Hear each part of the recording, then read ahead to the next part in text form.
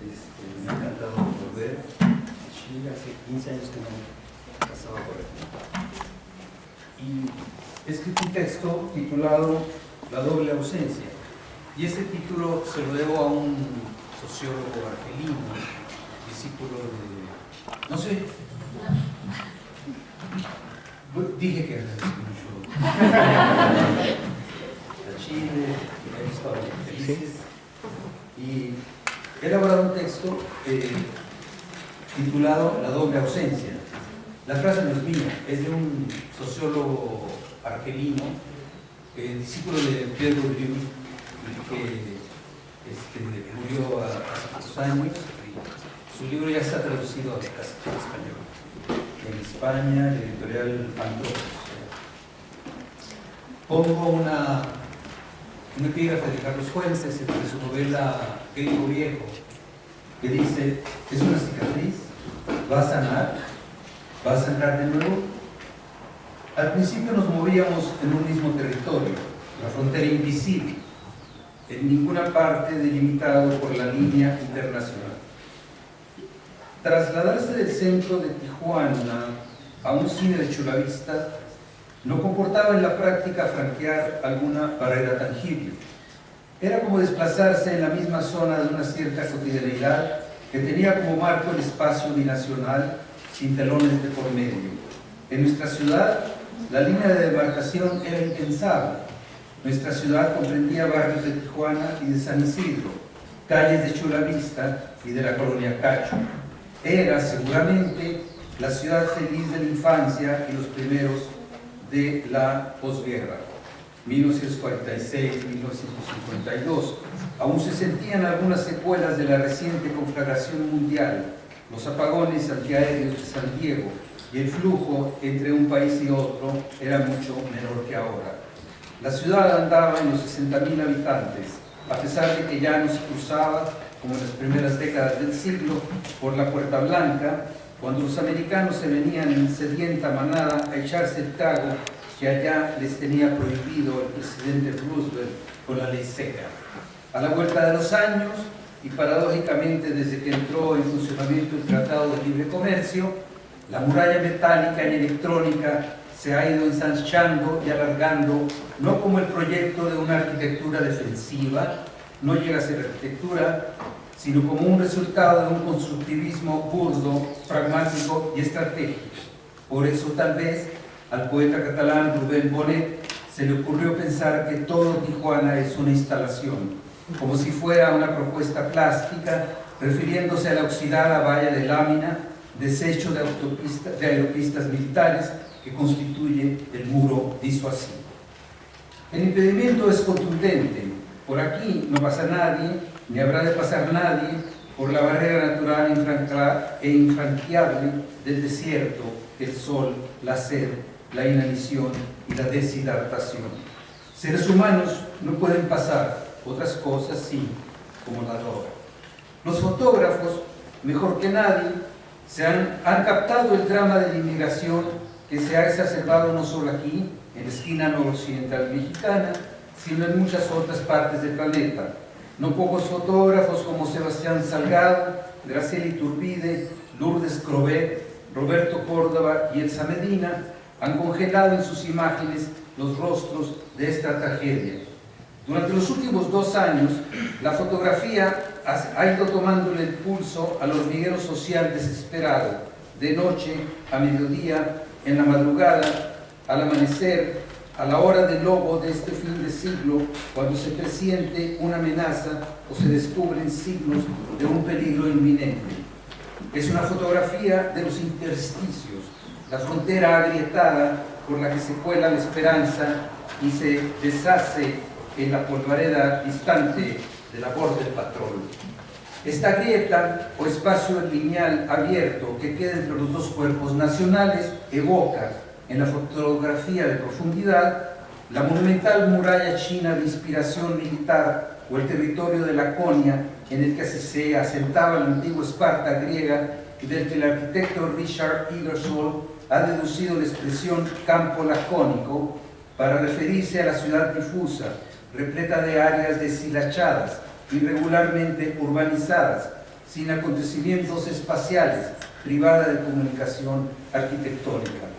Y no parece ser otra cosa este campo lacónico que comparece en la desolación indocumentada recogida por la lente de, por ejemplo, la fotógrafa Elsa Medina, un campo conciso de pocos elementos como el de las afueras parchadas de Tijuana o las inmediaciones de San Isidro, el nido de las águilas o el cañón de la Cabra. Pero si Esparta no necesitaba murallas y podía extenderse a lo largo de sus lacónicos espacios vacíos, era porque, como decía Tucídides, sus soldados eran sus murallas.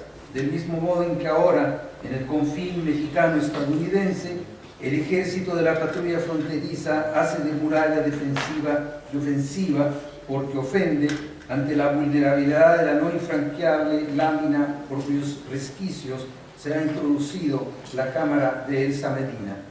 ¿Y qué vemos en esas fotos? Vemos unas patrullas diseminadas allá a lo lejos, en el cañón de la Cabra. Vemos las siluetas negras de unos 12 agentes rubios de protuberantes escuadras y linternas al cinto contra el sol del atardecer, justo en el instante del rayo verde que se cancela sobre la inmensidad del Pacífico. Vemos a un hombre solo en las playas de Tijuana, con la mirada perdida hacia el norte de la barra rumbrosa que corta las olas mar adentro. Vemos a un niño metido en su jorongo, a un adolescente sin país, a un anciano sin respaldo. Vemos un helicóptero que clava con sus reflectores a un campesino de Nayarit mientras, como araña fumigada, esconde su rostro con una cachucha de los padres de San Diego. Vemos un convoy de camionetas oficiales de doble tracción y motoconformadoras y tractores demarcando la tierra de nadie. Esta expresión militar calificativa de la zona que queda entre una trinchera y otra y que nadie puede atravesar sin el riesgo de ser acribillado por un francotirador de la Border Patrol. Vemos un montón de zapatos y botas usadas, signos de la caminata y la emigración, que alguien vende en el rincón de una calle. Vemos a un muchacho que coloca más de 300 cruces blancas en el mural de un par de figuras negras, recuento de los migrantes muertos en la frontera. Vemos a un grupo de jóvenes que hacen su rancho aparte, debajo de un árbol, mientras esperan en el cañón Zapata. Vemos a un grupo de trabajadores indocumentados que esperan ser contratados por eventuales en las calles Broadway y Pico de Los Ángeles. Vemos una mojonera en el nido de las águilas, en la porción limítrofe, establecida por la Fuerza de las Armas en 1848. Vemos la doble valla, el perímetro de seguridad, alambradas de púas como en las trincheras, sensores sísmicos para rastrear a los caminantes subrepticios, telescopios infrarrojos de larga distancia, cámaras de video, instrumentos de detectación nocturna. Vemos una zona de guerra, vemos un abandono de todos los dos gobiernos, vemos su indiferencia, vemos su sonrisa macabra y estúpida, vemos una conspiración contra el derecho internacional al trabajo. Sin embargo, la mirada de Elsa Medina no es la única que se tiene sobre la frontera nómada, ni los indocumentados son los únicos seres que se afanan por sobrevivir en el corral de la frontera sedental. La frontera es un lugar común. Como voluntad y representación, la frontera está en todos los diccionarios de lugares comunes. La frontera de cristal, la frontera como herida, cicatriz, perímetro disuasivo, el corte, el machetazo histórico, el intersticio de la roca que llora, el muro, el confín, la tierra de nadie, la colisión, la colindancia, el telón, la valla, la sangre contigua, la literatura del umbral, la hora del lobo en el instante del amanecer cuando se cruza la línea, el tránsito a la clandestinidad, la frontera del lenguaje, la esperanza, el fracaso, la raya pintada, la frontera invisible, la frontera de las serpientes, el túnel de éter en el que se convierte el viaje hacia la nada, la demencia fronteriza que se desencadena entre la madrugada y el alba, entre la realidad y el deseo, entre el hambre y la ingurgitación, entre la salud y la locura, entre el asesino y la víctima, entre la juventud y la madurez, la línea de sombra, entre la vida y la muerte, el país frontera, entre algo y nada, entre la pena y la nada. Dominique de Villepin decía: la verdad de la frontera no es acaso permanente metamorfosis. Como todas las cosas, con el paso del tiempo, la noción de frontera ha ido cambiando. No pocos de los estereotipos que se han ido acuñando sobre la frontera se desvanecen sin sentido cuando las realidades nuevas, los flujos migratorios, por ejemplo, la globalización del crimen, exigen otra manera de conceptualizarlas. La frontera es el confín, el punto de partida y de llegada, la línea de corte jurídico que establece un principio y un fin, una demarcación que separa a un territorio de otro. En un sentido metafórico, la frontera, como decía Carlos Fuentes, también es una herida o una cicatriz. Los cambios en las demarcaciones políticas de Europa, la disolución de la Unión Soviética como cuerpo nacional, la nueva configuración de los Balcanes, el surgimiento de nuevos estados a consecuencia de las guerras en lo que antes se reconocía como Yugoslavia, han vuelto a plantear esta noción volátil y divagante de la frontera. Para Richard Kapuscinski, en su libro El Imperio, su gran reportaje sobre la desaparición histórica de la URSS, cada vez que nos aproximamos a una frontera, a un límite, nuestra tensión aumenta y afloran las emociones. Las personas no están hechas para vivir en situaciones límite, las evitan o al menos intentan librarse de ellas lo más rápidamente posible. Lo cierto es que se han evaporado la noción misma de frontera o se han convertido en otra cosa por las dislocaciones bélicas y políticas de Europa del Este. Los historiadores replantean una nueva categorización, no jurídica, puesto que sin fronteras no hay Estado, al menos hasta ahora, pero sí cultural, la fusión de las lenguas, la mezcla de razas, la invasión de una habla por otra, el desplazamiento del español por el inglés, la disolvencia en el sentido del montaje cinematográfico de las mentalidades. Mientras los antropólogos se esmeran en la especulación de un país frontera, de todo un tronco nacional como frontera, entre el mundo desarrollado y el estancado, entre el inglés y el español, entre la producción y el consumo de bienes, servicios y estupefacientes, entre la exportación y la importación, entre la banca incontrolada y la desnacionalización del dinero, los novelistas de la literatura del umbral o de los intersticios recrean la inagotable vena de la frontera trágica, los asesinatos en serie de muchachas en Ciudad Juárez, en la obra de Roberto Bolaño, o las historias de satánicos que degluten la estética de matriz hollywoodense en, por ejemplo, Perdita Durango, la novela de Barry Clifford o la película de Alex de la Iglesia. Estados fronterizos. En todos los reinos hay fronteras y el animal no podía ser una excepción. Es propio no solo del hombre, sino también de toda la naturaleza viva, de todo lo que se mueve en el agua y en el aire. Los gatos demarcan su territorio. Existen fronteras entre el hemisferio izquierdo y el derecho, entre el lóbulo frontal y el lateral, entre la epífisis y la hipófisis, y los límites entre las circunvoluciones, los ventrículos y las fisuras. En un traslape tal vez sofístico y no menos capcioso, algunos medios audiovisuales asimilan el sentido psiquiátrico de los estados fronterizos, una instancia presquizofrénica, la de los borderliners, a la experiencia cotidiana de la vida en la frontera, es decir, a la locura y la degradación de la convivencia civil, porque también hay fronteras en nuestros cerebros que albergan un constante movimiento fronterizo, confinante, limítrofe, como dice Richard Kapuscinski. De ahí los dolores de cabeza y las migrañas, de ahí tanta confusión. La personalidad fronteriza, pues, no puede asimilar dos o más dos o más de dos ideas contrapuestas que aparte se enrarecen aún más cuando la sensación es que todo el cuerpo nacional es frontera. Para bien y para mal, México se ha vuelto un país frontera, de Tijuana a Tapachula, de Matamoros a Acapulco.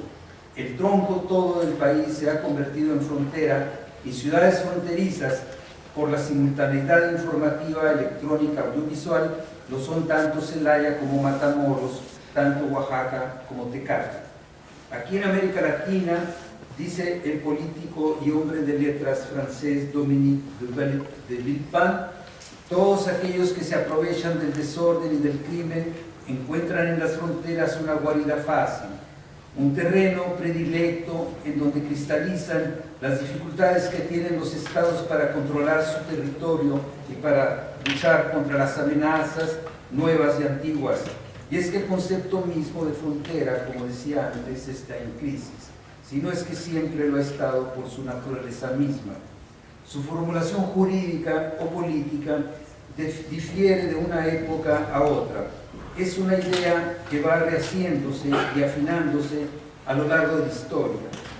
Las fronteras defensivas, como el muro de Adriano en el norte de Escocia o la muralla china, respondían a las condiciones bélicas de su tiempo, pero la tecnología militar de nuestra época, naval y aérea, impone otra mirada geopolítica de las fronteras. Somos contemporáneos de un mundo formado por ejes de poder y de influencia más que por territorios geométricos. La doble ausencia. En el pasado, cuando el flujo de las migraciones no era tan masivo como en nuestro tiempo, se experimentaba como un choque la adopción de una cultura nacional. Había una brecha en la relación del migrante con el país de acogida y había también una ruptura en su relación consigo mismo.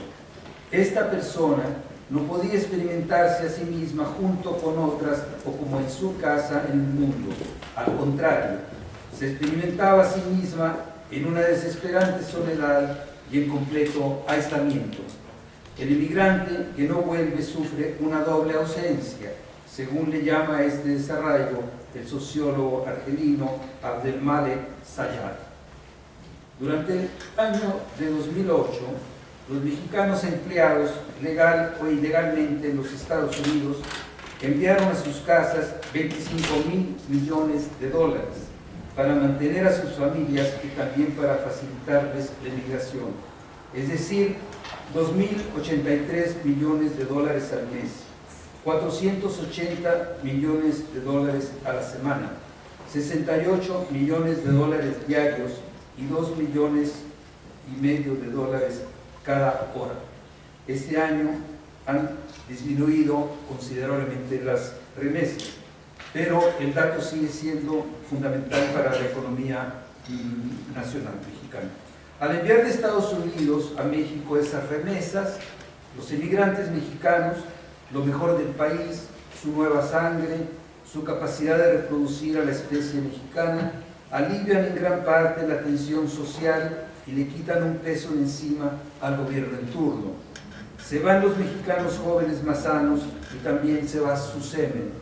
Sus remesas son apenas superadas por las de las exportaciones de petróleo y son superiores a las de la inversión extranjera directa. No es posible que a la larga o a la corta esto no tenga un efecto cultural, social y político. La aventura de la migración, pues, ha pasado a ser un drama en la última década del siglo XX y la primera del XXI. Disueltas idolatrías y utopías, derrumbados los colonialismos, derribados los muros, cortados los alambres de púas, llegaron los tiempos de las fugas, de los éxodos, desde países de mala suerte y mala historia, según el escritor siciliano Vincenzo Consolo. Al periodista polaco, como decía Richard Kapuczynski, le tocó ser testigo de dos grandes acontecimientos migratorios en sentido físico y en sentido político. La migración del campo a las ciudades a principios del siglo XX. La población urbana mundial era del 15% y hoy es del 75%, y la independencia política de las colonias. Desvanecida la esperanza socialista, Impacientes porque no pudo estrecharse el abismo entre la miseria y la riqueza, millones de jóvenes y de familias enteras optaron por dar el salto a tierras menos frustrantes. Cambiaron de táctica, dice Kapuscinski, recurriendo a una penetración lenta por medio de la migración. Hombre tras hombre, familia tras familia, salen en busca y encuentran su pequeño lugar en el mundo desarrollado. Recogen fresas o limpian casas en California, venden abalorios a las puertas del Panteón de París o junto a la inclinada Torre de Pisa. Sin ser la única tragedia de nuestro tiempo, aparte de la epidemia del SIDA o del Alzheimer, las guerras fratricidas, religiosas o interétnicas, el terrorismo, las masacres con armas bioquímicas, los bombardeos de población civil, la aventura migratoria, acuciada por la ilusión y la no improbable culminación feliz, no ha significado poco sufrimiento. Para los indigentes o desempleados, carentes de documentos, las fronteras equivalen a un encierro o a una barrera que les limita su derecho al trabajo y a una existencia digna. Y puesto que no tienen más que una sola vida y un solo capital, su juventud y su fuerza de trabajo, no vacilan en intentar el salto y, como a la Alicia de Lewis Carroll, del País de las Maravillas, cruzar el espejo, aunque en la casa que está del otro lado todo parezca estar al revés. Las palabras, por ejemplo, los letreros, los pusilánimes se quedan atrás. Este tránsito, sin embargo, está lleno de escollos y animales venenosos, arenas desérticas y temperaturas superiores a los 46 grados centígrados. No pocos terminan en la muerte por sol. Padecen los efectos de la deshidratación, el asalto de los bandidos, el abandono de los traficantes de vidas humanas, el acoso de los policías de ambos lados. Fallecen asfixiados en camiones cisterna o en contenedores. En otras latitudes, entre África y Europa, en las costas de las Islas Canarias o de Sicilia, conocen la muerte por agua y sus pateras o botes salvavidas se convierten en ataúdes sin lápidas. Y es que la capacidad de ilusión del ser humano no tiene límites, especialmente si se es joven y se cuenta con un espíritu arrojado y audaz. Gracias a la televisión, la riqueza de otras naciones entra en las casas como espectáculo o como publicidad y en consecuencia como deseo. Se anuncia un producto, pero al mismo tiempo se vende un estilo de vida y se cultiva una promesa. Cuenta Hans Magnus Enzensberger en su estudio La Gran Migración que en épocas de pleno empleo en Estados Unidos se llegó a reclutar a 10 millones de inmigrantes, 3 millones de magrebíes en Francia, 5 en Alemania, donde ya tienen residencia legal. A fin de establecer la pirámide de edad, se calcula que en Estados Unidos es necesaria la llegada anual de 4 a 10 millones de inmigrantes jóvenes, mientras que en Alemania se requiere de por lo menos 1 millón. La gente escapa de las enfermedades y las dictaduras, abomina del desempleo y el hambre, huye del campo en donde se ha extinguido el modo de vida rural o la desplaza la mecanización de la agricultura, emigra a las ciudades o se juega la vida yéndose al extranjero, porque el emigrante no se va a esperar a que se disuelva la polaridad cada vez más distante entre ricos y pobres, porque está harto de la miseria y la impotencia, porque sabe, como escribe Kapuscinski, que la pobreza es una especie de SIDA social, y al igual que el SIDA, en la mayoría de los casos, es incurable. La ola migratoria. Sin embargo, en estos días la situación ha cambiado. Por la fuerza de los hechos y el aumento de la ola migratoria, se establecen de manera más natural las relaciones entre el inmigrante que llega y la gente del país anfitrión. Los prejuicios raciales, que no dejan de existir y perturbar, se trascienden por el impulso natural del encuentro sexual y el paso del tiempo. Las generaciones de jóvenes que sustituyen a las de sus padres y sus abuelos van enriqueciendo las poblaciones multirraciales en los países europeos, por ejemplo.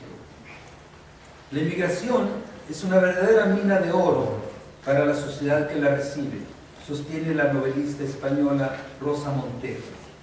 En su inmensa mayoría, dice, los emigrantes son lo mejor de sus países de origen, las personas más emprendedoras, más despiertas, más valientes, más activas, más responsables. Debido también a esta novedad de nuestro tiempo, han surgido nuevos fenómenos sociales y culturales como la formación de las comunidades transfronterizas o transnacionales en los países de llegada.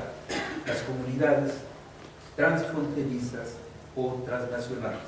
Total, que la composición del lugar de esta primera década del siglo tiene rasgos que antes no habían contemplado, porque no estaba ahí los sociólogos, los antropólogos y los etnógrafos. Enzensberger dice también que apenas es el comienzo, que no tenemos ni idea de lo grave que va a ser el problema de la emigración dentro de 15 o 20 años. El caso es que, por ejemplo, por el cambio generacional de los emigrantes, es posible que ya no se viva una doble ausencia.